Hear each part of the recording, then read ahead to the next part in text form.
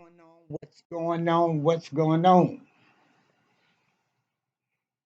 You know,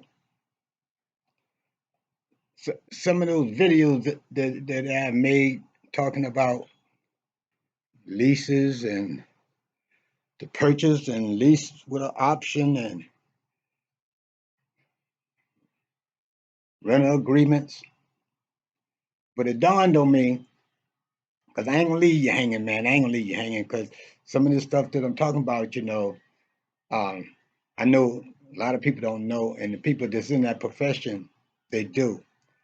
But I was speaking about contingencies, and on the back page of your lease with option to buy or your purchase agreement, that you should put a addendum on the back side.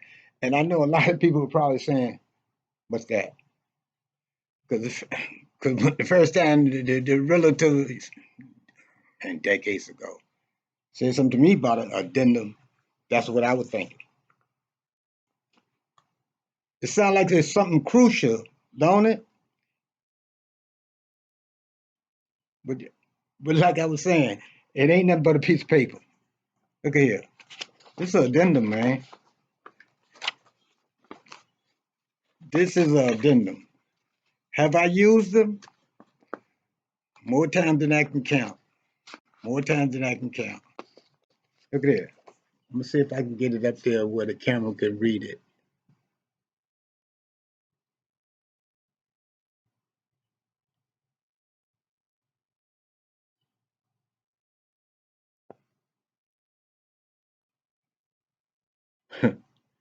When I said addendum, it sounded like I was framing a house, didn't it?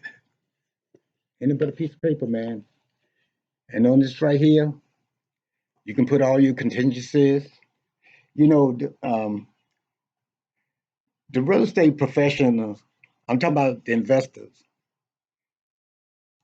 they call those contingencies backdoor clauses. Backdoor clauses.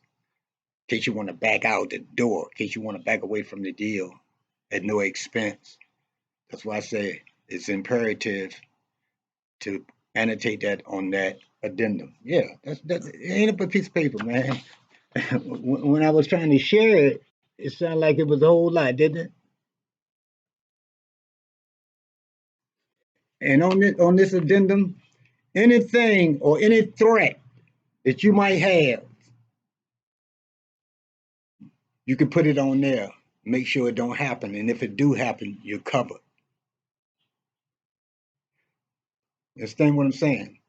Hey, but outside of that, man, I'm gonna be going over a lot of things, and I might be back and forth. But if I leave something out, I'm gonna come back and clarify it so you'll know exactly what I'm talking about. And I suppose a lot of y'all, I think the next thing I'm gonna talk about, not today, but the next video I make. But I'm gonna share some now. Is a quick claim deed. Boy, that quick claim deed is sweeter than Dick's headband. You know, because that quick claim deed, you could have ownership of that property just like that. Especially if the client or the seller don't want it. Hey man, when you out here messing around in this, you ever had somebody give you a house? Give you a house. I ain't talking about no junk like I just went to talk about renovating. She was already ready to go. I I had a guy give me a house. She upset because she used the wrong noodles. Hold tight.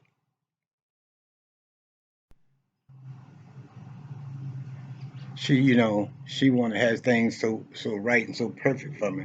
It ain't no big thing. She just didn't get the kind of noodles that I had discussed. I wanted to do something different, but it ain't no big thing. Back to what I was saying. Have you ever had somebody give you a house? Now, when somebody gives you a house, it's called distressed property. Distressed property falls in the guidelines of death in the family, marriage have broken up, um, um,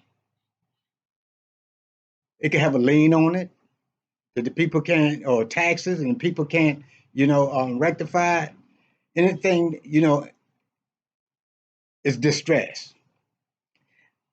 A lot of times, distress can be consist of the place look like that one that I showed a day or two ago, and people get discouraged. They don't want it. Now, this case that I'm talking about, when the guy gave me the house, she was nice too, man. I went around there and looked at it. I said, "Oh man," I said, "Man, how much you want for it?" He said, "I don't want nothing." I said, "What?" He said, "I don't want nothing. I just want to get rid of it." That's when a quick claim deed come into play. Have I used them? Yeah, several times. That quick claim deed give you immediate access, and once y'all agree on it and sign it, you take it down to the courthouse and record it. Back then, I think I recorded. Uh, I would record about $12 to $25 or something. I can't remember. I don't know what it is now. But I didn't take the house. Man, that thing was on Shell Road,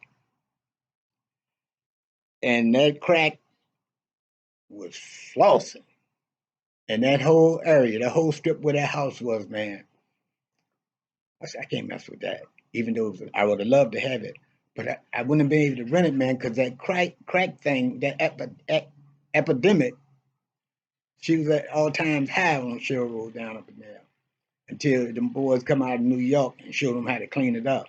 Now she's sweet. But now I couldn't mess with that, because one of the first things about hustling real estate is location, location, location. I'd have got that house. I wouldn't have been able to rent it. I wouldn't be able to sell it, and that's probably why he was giving it away. Because he was coming out of a broken marriage too, distress, broken marriage, distress. And he didn't. He just didn't want it. You understand what I'm saying? But outside of that, man, that quick claim deed. One thing about a quick claim deed. Let's say, God forbid, I don't even want to use me in this scenario. I don't want to use me in this scenario. I'm gonna use somebody else. Let's say a couple, been married some time, and they married, and the wife is not on. Let's say the wife or the husband had the property, bef- before they met one another, and they might have decided to live together. Let's say the original owner passed away. That wife, she'll be able to go in there and still maintain the house until something technical or critical happens and prompts those mortgage companies' attention that you're handling this household, but your name is not on the thing. Right then, what that does is it activates a due on sale clause, where the wife will have to get another mortgage so she'll be able to handle all the financials and things pertaining to that house. Let's say that I was to come in and the wife had died, and he got the house. Once I do that quick claim deed, that information gonna go straight to that mortgage company, and that mortgage company has a due on sale clause because it's a new owner. Now you got to qualify. You got to qualify. You got to jump through all the hoops and stuff, and just like you making your first purchase. But if all that is not in play, far as far as that owner, let me get this right. If all that is not in play, you could live in there for, man, for years. But when they find out that dual sale clause, just like if that guy had sold me that house, gave me that house.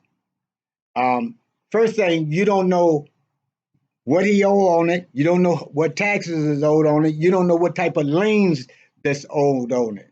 But by you executing that quick claim deed, not knowing none of those things, you're responsible for all that. Um,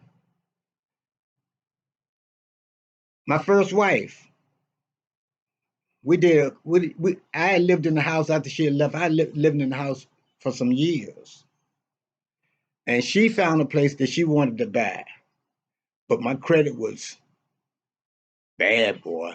It was shot through rigor mortis. And she came to me and she said that she saw a place that she wanted to buy, and she said, in return, I'll deed the house over to you. She got that information from a realtor, but don't get it twisted. My first wife never really dabbled in real estate, but she listened to everything I said and what I talked about, so she knew right much. So when I presented the quick claim deed, she already knew what she was looking at. She had never participated in that type of thing, but she knew what I was looking at. And see, when she was trying to buy this house, the people told her, "You and your husband, you still attached to that house with your husband. His credit is shot. You know, you need to come from under that." So when she came to me and I presented a quick claim deal, she was familiar with it, thinking, because the realtor gave her bad information. Misinformed people, misinformed people. Got that from Banky Pound, and he's right about that. So we did the quick claim deed and everything. I ended up retrieving the house, took the quick claim deed down to the courthouse. This bad boy mine. I've been up in there 12 years, 11, 12 years, man. Hadn't even seen her, until then. But did it get her credit straight? Nope. Misinformed people, like Banky said. Yeah. It didn't get her credit straight, but I ended up with that house, man. I made a ton of money off that joint too. As I sure did. I stayed in there about man, I bet you I stayed in there 20 years. 20 years. Moved a girl in there and couldn't get her out. That's why I sold it. Couldn't get her out. Man, that's drastic, man. I was fixing the problem. Yeah, yeah. I messed around, and a month before I got rid of her, I I, I, I didn't know but about 30,000 on it.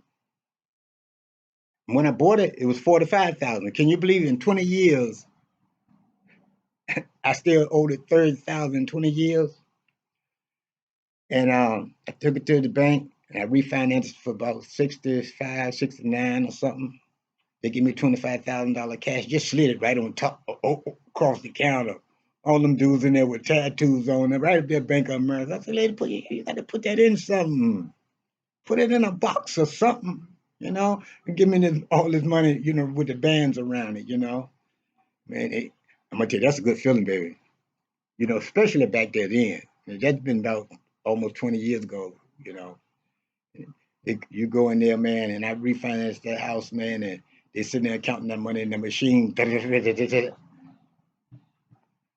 One of the people that work in there, some chick walked past me. How you doing? Congratulations.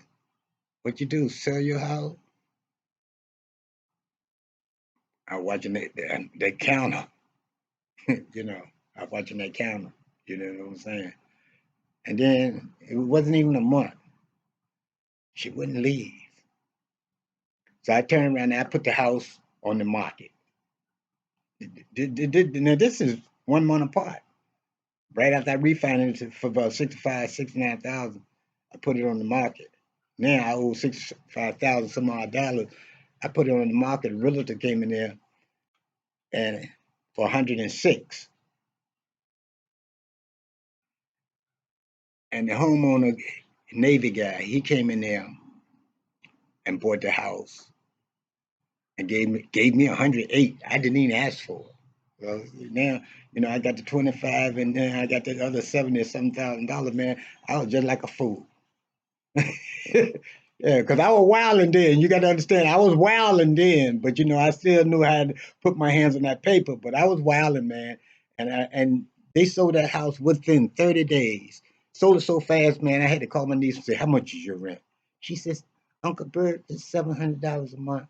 I said, "I'm gonna come stay with you for a couple of months until I found this place, you know." And man, and I was going through that money, man, like my mind had went bad. I had to steal $3,000 from me. No, 3,500.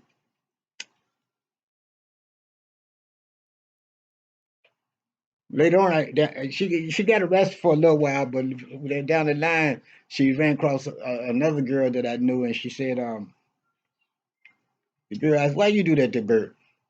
So he kept making promises that he didn't keep. I was doing all that, man. But back to the real estate, man. The next video is gonna be about quick claim deeds because, like I say, you can gain access to any property just like that. But there is repercussions that come with it. You will have to pay attention, or even go down. You can go to down the courthouse and get on the computer and see if any liens on it, any contractor liens on it, how much is there any taxes owed on it. Just about everything that you base. If the hospital is looking for some money, yeah, you can find on everything. But just don't hand them that quick claim deed and retrieve that house because you know you're gonna be responsible for the debt. Because so you sit down and try to do something with that house, that stuff is gonna start popping up. You know, and the reason I know I did a real estate deal when I was a young man, and I went in there with the creative financing, and that's why I was able to say in my last video, a confused mind always say no. And I'm talking to him and explaining to him, you know, because my credit was bad, how I could creatively, take the house off his hand. But he didn't understand. He said, "No, you go get the mortgage and you purchase the house," because he didn't understand what I was saying. He didn't want to listen to me. But let me show you what happened because he didn't want to even try to pay attention and listen. So I had my VA eligibility. I don't know if you're able to do it like that now, but back then I was able to do it. That VA eligibility that you get when you get out of the military. At the time I got out, it was 27,500. I looked at the realtor. I said, "I can't buy no house for that." But houses back there then in the 80s, you can get something nice, man, for 40, 45, $50,000, something really nice. And I said, "I can't." She said, "No, that's not how it's done. That the VA eligibility that you get, Amazon, that VA eligibility that you get, if it's $27,500, you multiply that by four." I said, "Oh, back then in the 80s, I could buy a hundred and some $1,000 home, and um, yeah, multiply by four." So I said, "Well, I'm cooking here." So I used that eligibility to buy that house off that man, but I didn't have to use the whole 27,500. I was able to use half. I used something like 17,500, but the house won't but about $36,000 or something. It was two bedroom, one bath. It wasn't in bad shape, but I could tell that it needed to be insulated. When we sat down in closing, he, the realtor, was working for him. The realtor had got a lawyer for him, and we would sit down in closing. And by that time, I was up and coming. I already had one place in Newport News. I was living in the efficiency, and I was trying to purchase this one. So the furnace wasn't working. So that goes on there. Then that goes on this. The realtor said, "Well, we're gonna have to hold back $2,000. We got to look out for the welfare of the client." That Joker was gangster, man. He was gangster dude too. You could tell Portsmouth Joker. Got to look out for his welfare. What about my welfare? Oh man, he went berserk. And then the lawyer got down there going through the paperwork and stuff. Archie Felton. Archie died on them jet skis. Out there on a jet ski and can't swim. He wasn't my lawyer. And the guy won't listen, and he said, "Man, don't play that Negro no man." He didn't say Negro. Don't play that Negro no man. You making money, man. You making money. Because he saw what I was doing. When they now, if this guy had did the creative financing and what I was trying to compel him to do, this wouldn't have happened. They went through that. They went through everything. He had hospital bills. He owed this person. He owed that person. He owed everybody because him and his wife had broken up and she left him with all that stuff. Everybody. The lawyer looked at him and said, I got to pay them. I got to pay them first. Over $6,000.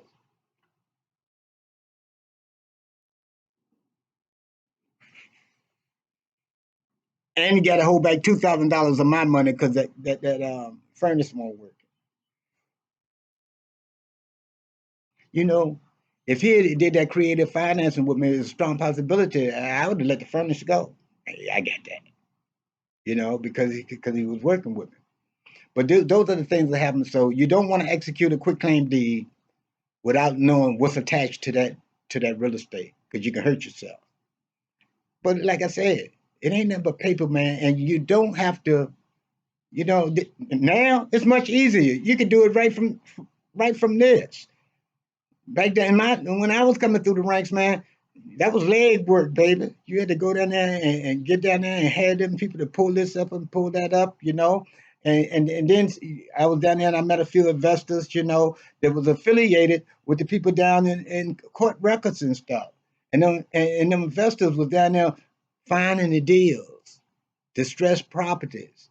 And see, once you get in the click with those people, they'll call you up and say, look, hey, they ain't last name no more.